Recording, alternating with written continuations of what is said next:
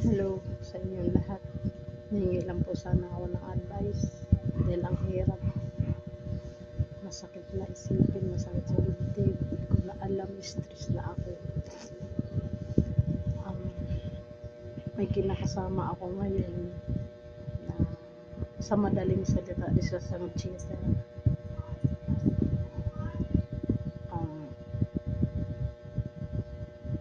Kahit nahuhuli ko na siya, magde-deny pa rin. Kahit sa cellphone, magde-deny pa rin siya. Tsaka minsan ko na sa personal na yun nga, nahuhuli ko na siya doon sa pinagtrabahoan namin kasi isa lang yung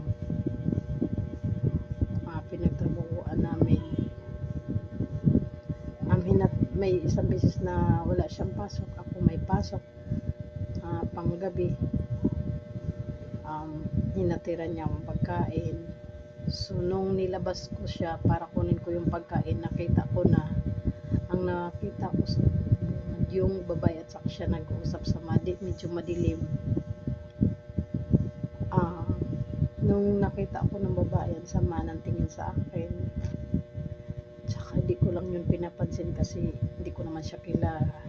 Pero magkausap sila. Tapos yun, nung naibigay na yung pagkain, bali sumunod siya doon sa pinagpistuhan namin. At sa madaling salita, nagpaalam yung partner ko, yung kinakasama ko, na lalabas daw siya dahil maninigarilyo daw. So ang nangyari, yung babae na parang nagbabantay sa amin, kumakain kami ng mga kasamahan ko, sumunod din siya. So nung paglabas nila, doon pa lang sa loob, medyo malayo-layo pa sila ng agwan. Nung nasa labas na sila, magkadikit na silang nag-uusap.